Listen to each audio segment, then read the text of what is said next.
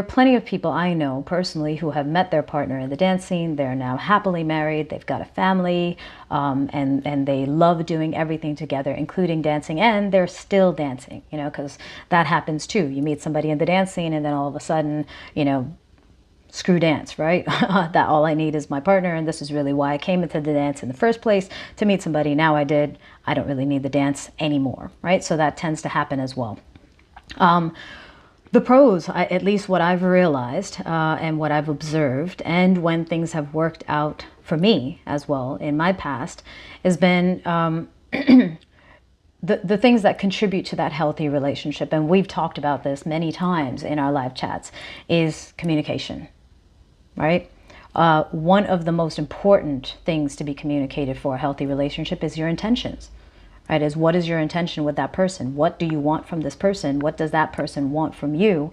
And are you guys on the same level?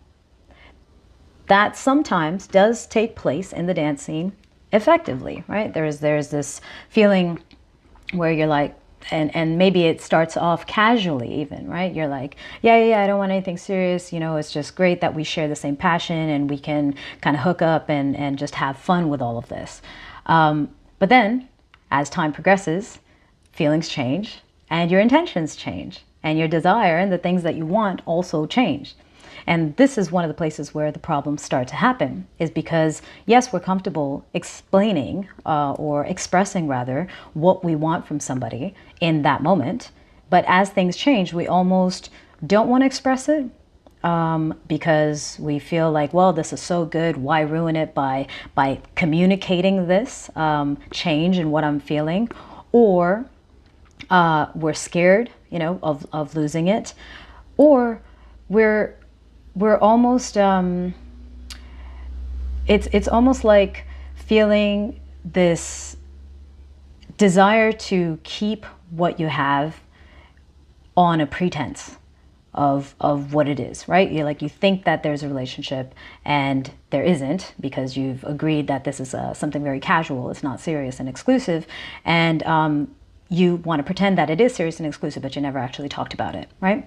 And so this tends to, on many occasions, contribute to a lot of stress and tension in those relationships.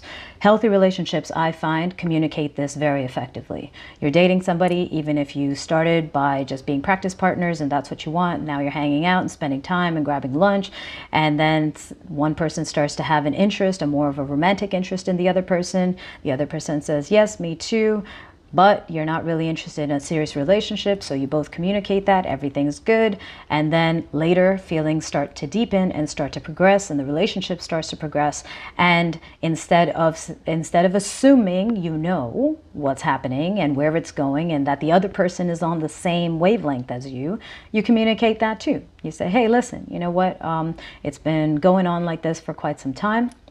I really like you. I hope you feel the same way, and I would love to take this to another level of being exclusive and you know, being in a more official relationship status, right? Not by Facebook status, but just a personal official relationship status. And again, there's an agreement, there's communication there, and from there you move forward. Right? That is what I think personally has contributed to the successful relationships, not just in dance, but also beyond dance, right? Communication is key. The other element that I would say is super key to the effective relationships that take place is a level of respect, which can vary, right? Our definition of what's respectful or disrespectful can vary based on our own standards and our own experiences and our own triggers, right? Someone who is very free-spirited and who's perhaps never been cheated on and or anything like that might not have triggers of intimate physical contact with somebody else. I'm not talking about sex or kissing or anything like that, but just really close proximity with someone else. They might not have those triggers, but they might be dating somebody who has had these experiences in their past. And as a result, when this person is now super physically close with other people, they feel triggered and they feel offended and they feel disrespected. When in reality, this person is not trying to disrespect them, they're just being themselves, right?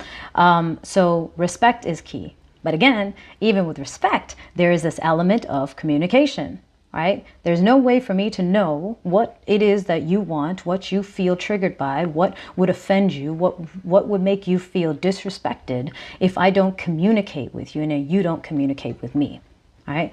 Healthy relationships are all about communication. And through that communication, you can find the agreements, you can find growth together, or you can find an ending, right? And a respectful ending at that.